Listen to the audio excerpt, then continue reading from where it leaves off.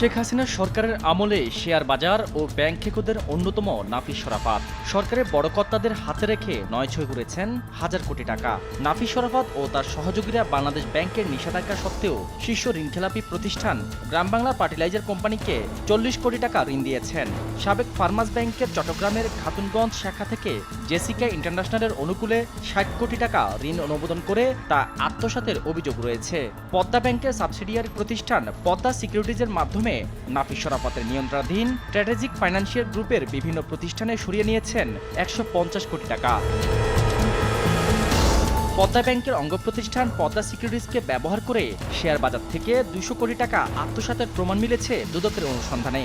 নাফিস শরাফত পদ্মা ব্যাংকের চেয়ারম্যান থাকাকালে 2018 থেকে 2023 সালে প্রায় 500 কোটি টাকা আত্মসাতের কারণে পদ্মা ব্যাংক দ্বিতীয়বার বিপর্যয়ের সম্মুখীন হয়।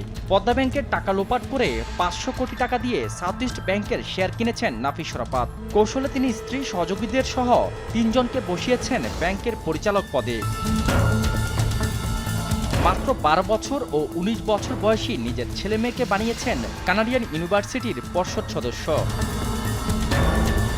পদ্মা ব্যাংকের আগে আইএফআইসি ব্যাংক ও আইসিবি ইসলামী ব্যাংক বিপর্যয়ে জড়িত ছিলেন নাফিস শরাফত। 2014 থেকে 2017 সালে ফার্মাস ব্যাংকের ঋণ জালিয়াতির মাধ্যমে 325 কোটি টাকা আত্মসাৎ করেন তিনি। এছাড়া রুগ্ন পদ্মা ব্যাংকের সাবেক ব্যবস্থাপনা পরিচালক এহসান খসরুর সঙ্গে যোগসাজশে 200 কর্মচারী নিয়োগ দেন। এসব নিয়োগের জন্য 5 থেকে 25 লাখ টাকা পর্যন্ত ঘুষ নেয়ার অভিযোগ ওঠে। পুলিশের সাবেক মহাপরিদর্শক বেনজির আহমেদ, ছাগলকাণ্ডে আলোচিত এনবিআরের সাবেক সদস্য মতিউর রহমান ও চৌধুরী নাফিস শরাফত সিন্ডিকেট করে দুর্নীতি করতেন। ফার্মাস ব্যাংকে নাফিস শরাফতের চেয়ারম্যান হওয়ার পেছনে বেনজির আহমেদের ভূমিকা ছিল। তার বড় হাতিয়ার ছিলেন ব্যাংকার্স অ্যাসোসিয়েশনের সভাপতি নজরুল ইসলাম মজুমদার। অভিযোগ রয়েছে তার যোগসাজশে বিভিন্ন ব্যাংকে ঋণের নামে বড় অঙ্কের টাকা হাতিয়েছিলেন নাফিস।